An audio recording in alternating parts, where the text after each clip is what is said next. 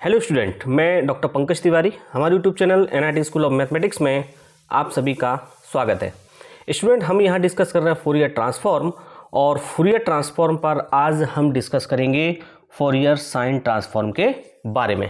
तो स्टूडेंट, अभी हमने जाना कि फोरियर ट्रांसफॉर्म को ही हम फोरियर कॉम्प्लेक्स ट्रांसफॉर्म कहते हैं। फोरियर ट्रांसफॉर्म की डेफिनेशन, इन्वर्स फोरियर ट्रांसफॉर्म की डेफिनेशन, और उस पर बेस्ड जो है बहुत सारी प्रॉब्लम्स हमने अभी तक सॉल्व की हैं। अब स्टूडेंट, बारी है हमारी फोरियर साइन ट्रांसफॉर्म की और फोरियर कोसाइन ट्रांसफॉर्म की। तो पहले हम बात कर लेते हैं फोरियर साइन ट्रांसफॉर्म की। तो स्टूडेंट देखें, आपकी स्क्रीन पर दिया हुआ है एफ एस एफ एक्स, मतलब फोरियर साइन ट्रांसफॉर्म को हम रिप्रेजेंट करते हैं एफ एस एफ एक्स से। तो एस जो है, सफिक्स में जो एस दिया है वो रिप्रेजेंट करता है S for sine, sine transform को। क्लियर है? अगर यहाँ एस की जगह सी होगा तो वो कॉस फोरियर कॉस ट्रांसफॉर्म हो जाएगा। क्लियर है? तो फोरियर साइन ट्रांसफॉर्म को आप कैसे लिखते हो? एफ एस एफ एक्स, मतलब ये फंक्शन ऑफ एक्स है जिसका आपको क्या निकालना है? फोरियर साइन ट्रांसफॉर्म निकालना है। तो स्टूडेंट्स का फॉर्मूला होगा sine of the integration limit 0 से infinite f x sine s x d x, और इसी को कहते हैं एफ एस एस। क्लियर है स्टूडेंट? तो ये तो डेफिनेशन हुई आपकी फोरियर साइन ट्रांसफॉर्म की। तो यहाँ स्टूडेंट करना कुछ नहीं है, आपको केवल और केवल ध्यान रखना है ये फॉर्मूला है 0 से infinite f x sine s x into d x. Student, जब हमने फोरियर ट्रांसफॉर्म पढ़ा तो वहाँ आपने देखा होगा यहाँ लिमिट होती थी माइनस इनफाइनाइट से प्लस इनफाइनाइट, और साइन और कॉस ट्रांसफॉर्म में लिमिट आपको दी होगी 0 से इनफाइनाइट। तो ये चीज़ आपको विशेष तौर से यहाँ क्या रखनी है? ध्यान रखनी है। जहाँ s इज ग्रेटर देन क्या होगा स्टूडेंट? 0 होगा। अब सेम स्टूडेंट इसी तरीके से जब हमने फोरियर ट्रांसफॉर्म पढ़ाया तो हमने इन्वर्स फोरियर ट्रांसफॉर्म पढ़ाया था। तो अब हम बात कर रहे हैं फोरियर साइन ट्रांसफॉर्म की। तो हम जान लेते हैं कि इन्वर्स फोरियर साइन ट्रांसफॉर्म का फॉर्मूला भी क्या होगा। तो स्टूडेंट, आप जैसा कि आप देख पा रहे हैं एफ इन्वर्स एस, मतलब हम फोरियर ट्रांसफॉर्म का इन्वर्स निकाल रहे हैं, और किस में निकालना है? Sign transform. तो हमने देखो सफिक्स में एस लिख दिया। इसका मतलब हुआ कि हम इन्वर्स फोरियर ट्रांसफॉर्म निकाल रहे हैं। कौन सा? Sine transform. तो सफिक्स में एस लिख दिया। Is equal to function of x is equal to 2 divided by pi sine of the integration limit 0 से infinite f s s into sine x into d s. ध्यान रखना, F s S आप किसको कहते हैं? Fourier sine transform को। तो inverse Fourier sine transform के लिए आपको फोरियर साइन ट्रांसफॉर्म पहले निकालना पड़ेगा। तो ये तो स्टूडेंट अपन बाद में डिस्कस कर लेंगे जब इस पे बेस्ड हम जो है प्रॉब्लम आपको कराएंगे। अभी फिलहाल हम देख लेते हैं, आपकी स्क्रीन पर दिया है प्रॉब्लम नंबर 1।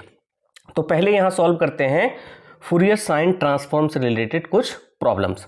तो problem is that find the Fourier sine transform of 1/x। यहाँ 1/x का फोरियर साइन ट्रांसफॉर्म हमें फाइंड आउट करना है। मतलब एफ एक्स जो आपको दिया है वो क्या दिया है? 1/x दिया है।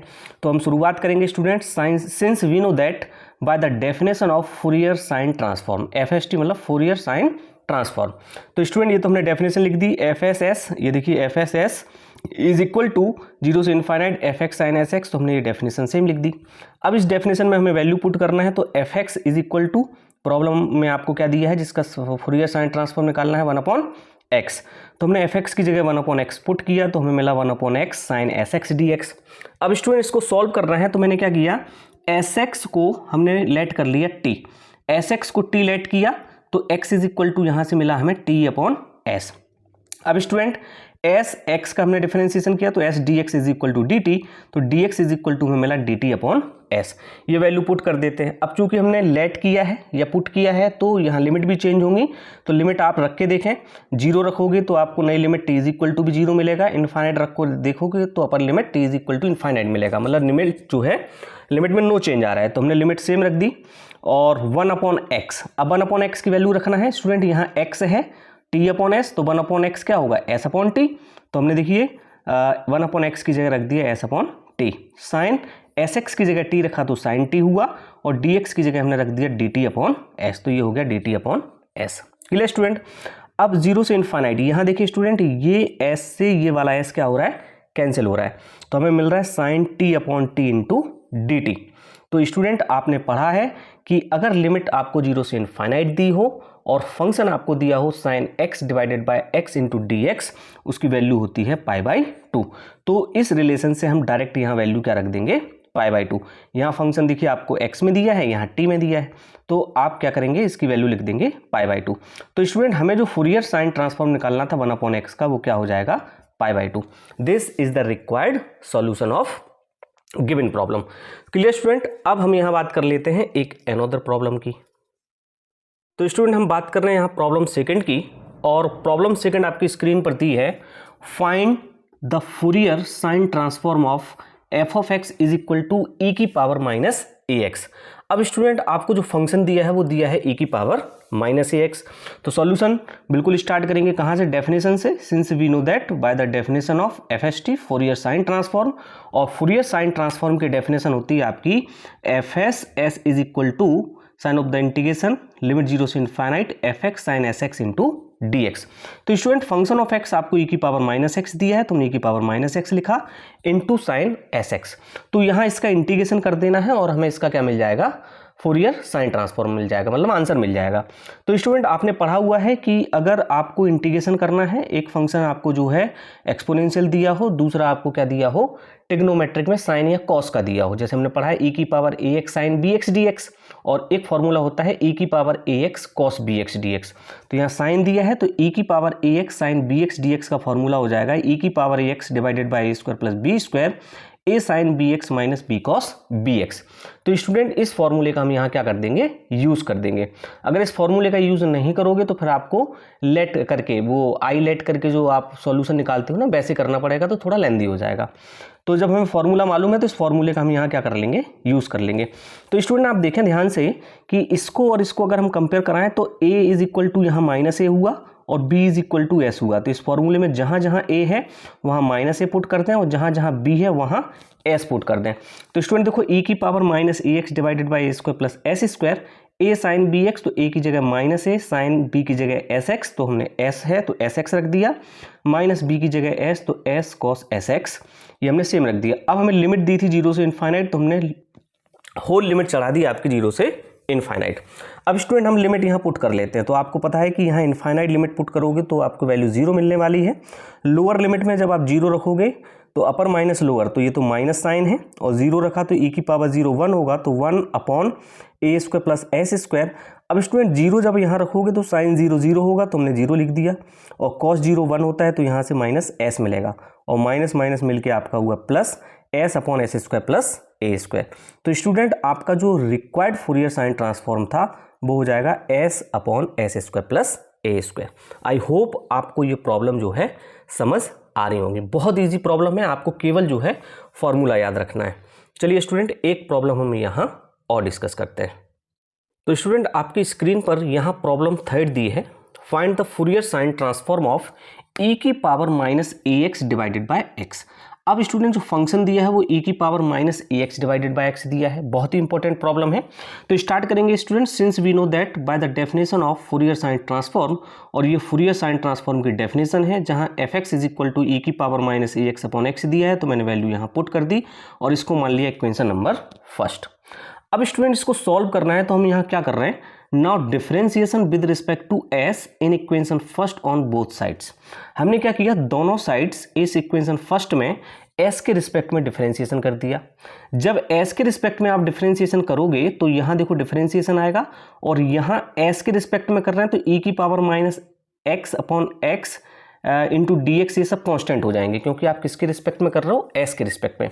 और साथ में स्टूडेंट इन्होंने लेट कर लिया कि f s s is equal to I, मतलब ये जो एफ एस एस है इसको हमने क्या मान लिया, आई मान लिया, और जिसको हमने इक्वेशन सेकंड कहा, कोई दिक्कत नहीं है। तो यहाँ जब डिफरेंशिएशन कर रहे हैं तो डी ओवर डी एस, और इसकी जगह हमने लिख दिया आई इज इक्वल टू 0 से इनफाइनाइट e की power minus a x upon x, ये कॉमन आ गया, dx भी कॉमन आ गया।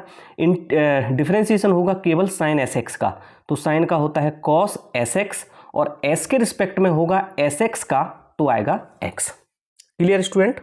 अब यहाँ देखें आप, इस x से ये वाला x क्या हो रहा है स्टूडेंट, कैंसिल हो रहा है। जब x कैंसिल होगा तो d over d s I is equal to sine of the integration limit 0 से इनफाइनाइट e की power minus a x cos s x d x आपको मिलेगा। तो प्रीवियस लेक्चर में मैंने आपको प्रीवियस प्रॉब्लम में मैंने आपको बताया था कि हमने फॉर्मूले पढ़ रखे हैं अगर हमें इंटीग्रेशन करना हो एक्सपोनेंशियल फंक्शन और उसके साथ दिया हो साइन या कॉस का टर्म, तो e की power ax cos bx dx का फॉर्मूला होता है e की power ax upon a square plus b square a cos bx plus b sine bx। ये दो फॉर्मूले आप याद कर लो, ये लाप्लास में भी यूज होते हैं, फूरियर सीरीज में भी यूज होते हैं और फूरियर ट्रांसफॉर्म में भी यूज होते हैं ना, बहुत ही यूजफुल है ये हमारे लिए। तो स्टूडेंट इसको हम अप्लाई कर देते हैं। इसको जब हमने अप्लाई किया तो देखिए आप a को रिप्लेस करेंगे माइनस a से और b को रिप्लेस करेंगे s से, तो आपको ये वाला रिलेशन मिल जाएगा इसकी हेल्प से, है ना। कंपेयर कराओगे आप तो यहाँ a की जगह माइनस a रखना और b की जगह आप s रखना, तो आपको मिलेगा e की power minus ax upon a square plus s square minus a cos sx plus s sine sx, और लिमिट आपको 0 से इनफाइनाइट दी है तो मैंने होल लिमिट लगा दी 0 से infinite. Same student upper limit जब आप पुट करोगे तो ये पोर्शन 0 हो जाएगा, माइनस लोअर लिमिट जब रखोगे तो e की पावर 0 1 होगा, तो मैंने 1 लिखा, divided by a square plus s square. अब 0 रखना है तो देखो cos 0 1 होगा तो यहाँ माइनस a होगा और साइन का टर्म साइन 0 0 होगा तो 0 हो गया। तो student ds d upon ds i ये हमने सेम लिखा और ये जो है minus minus plus a upon s square plus a square होगा। अब स्टूडेंट हमें ध्यान ये रखना है कि अब हम क्या कर रहे हैं, now integrating on both the side with respect to s। इसका मैं इंटीग्रेशन कर रहा हूँ दोनों साइड। इंटीग्रेशन से फायदा क्या होगा स्टूडेंट कि इंटीग्रेशन और डिफरेंशिएशन क्या होते हैं, दूसरे के अपोजिट होते हैं, तो यहाँ डिफरेंशिएशन इंटीग्रेशन कैंसिल होकर आपको i मिलेगा और इस फंक्शन का मैं यहाँ क्या कर रहा हूँ, इंटीग्रेशन कर रहा हूँ इनटू ds, क्योंकि किसके रिस्पेक्ट में कर रहा हूँ, s के रिस्पेक्ट में, इज इक्वल टू, तो a कांस्टेंट हमने बाहर लिया, आपको जो है इंटीग्रेशन के अंदर मिला 1 upon s square plus a square into ds। तो स्टूडेंट आपने फॉर्मूला पढ़ रखा है 1 upon x square plus a square into dx, तो होता है 1 upon a tan inverse x upon a। Clear है, तो ये वही है, a हमने बाहर लिया था तो 1 upon a ten inverse s upon a plus constant c। अब इस c का क्या फंडा है मैं आपको बाद में क्लियर करता हूँ। तो पहले तो a से ये यहाँ क्लियर हुआ, कैंसिल हुआ, और कैंसिल हुआ तो हमें i इज इक्वल टू मिला ten inverse s upon a plus c। Student ये देखिए आप, एक इंडेफिनिट इंटीग्रल है और जब इंडेफिनिट इंटीग्रल को हम सॉल्व करते हैं तो हमें लास्ट में कांस्टेंट क्या करना होता है, ऐड करना होता है। तो हमने अपना काम यहाँ कर दिया, हमने कांस्टेंट ऐड कर दिया जिसको हमने मान लिया इक्वेशन नंबर 3। और अमूमन क्या होता है कि बहुत सारे बच्चे क्या करते हैं, यहीं इसको आंसर लिख के छोड़ देते हैं, जबकि ये जो है कॉन्सेप्ट गलत है। यहाँ आंसर ये आपका नहीं होगा। क्यों नहीं होगा, क्योंकि पहले हमें क्या करना होगा, यहाँ से c की वैल्यू फाइंड आउट करनी पड़ेगी, फिर c की वैल्यू हम यहाँ पुट करेंगे, तब वो आपका आंसर कहलाएगा। ऐसा क्यों होगा, क्योंकि ये इंडेफिनिट इंटीग्रल था तो हमने कांस्टेंट c ऐड कर दिया। लेकिन आप देखें कि i जो हमने लिया है और i हमने किसको माना है, fs s को, हमने fs s को i माना है। क्लियर है, और fs s को आप ध्यान से देखें, जब इक्वेशन फर्स्ट मैंने आपको लिखी थी स्टार्टिंग में, तो इक्वेशन फर्स्ट में जो इंटीग्रेशन दिया है उसमें लिमिट दी है 0 से इनफाइनाइट, मतलब वो क्या है, एक डेफिनेट इंटीग्रल है और ये इनडेफिनेट इंटीग्रल है। तो पहले आपको क्या करना होगा, c यहाँ से रिमूव करना होगा, c की वैल्यू फाइंड आउट करके पुट करनी होगी और फिर जो आंसर आएगा वो आपका करेक्ट आंसर होगा। तो स्टूडेंट मैं क्या कर रहा हूँ यहाँ, s is equal to 0 put कर रहा हूँ, कहाँ, इक्वेशन थर्ड में। इस इक्वेशन थर्ड में s इक्वल टू 0 पुट करेंगे तो 10 में 0 किसकी वैल्यू होती है, 10 0 की, तो 10 से 10 कैंसिल हुआ, 0 प्लस c, तो i इज इक्वल टू आपको मिल गया c। अब स्टूडेंट मैंने s is equal to 0 put किया इक्वेशन फर्स्ट में, और इक्वेशन फर्स्ट आप सबको मालूम है और नहीं मालूम है तो मैं यहाँ लिख देता हूँ। इक्वेशन फर्स्ट आपकी थी fs s is equal to 0 से इनफाइनाइट e की power minus ax upon x, और यहाँ लिखा था साइन sx dx। ये थी स्टूडेंट इक्वेशन फर्स्ट। तो यहाँ जब s इक्वल टू 0 रखोगे तो ये टोटल टर्म क्या हो जाएगा, 0 हो जाएगा। तो fs इज इक्वल टू क्या मिला, 0 मिला। और स्टूडेंट आपको याद होगा कि हमने जो इक्वेशन सेकंड ली थी उसमें fs s के इक्वल माना था किसको, i को। तो fs s 0 हुआ तो इसका मतलब क्या है, i भी हमारा क्या होगा, 0 होगा। तो यहाँ देखिए हमने वही लिखा है, fs s is equal to 0 and by equation second i is equal to भी क्या होगा, 0 होगा। तो इसको हमने इक्वेशन फिफ्थ माना। अब आप एक नज़र मारें इक्वेशन 4 में और एक नज़र मारें इक्वेशन फिफ्थ में। यहाँ i इक्वल टू c है, यहाँ i इक्वल टू 0 है, तो इनको कंपेयर करेंगे तो c इज इक्वल टू हमें क्या मिलेगा, 0। तो हमने लिखा now from equation 4 and fifth we get c is equal to 0। तो c की वैल्यू हमें यहाँ 0 मिल गई। अब c की वैल्यू आप क्या करेंगे, इक्वेशन थर्ड में पुट करेंगे तो आपको मिलेगा i is equal to tan inverse s upon a plus 0। तो आई हमने किसको माना था इक्वेशन सेकंड में, एफ एस एस को, तो f s s is equal to हो जाएगा tan inverse s upon a, और यही आपका होगा रिक्वायर्ड आंसर। तो आई होप स्टूडेंट आपको ये प्रॉब्लम समझ आई होगी। ये बहुत ही इंपॉर्टेंट प्रॉब्लम है और कई बार एग्जामिनेशन में पूछी जाती है।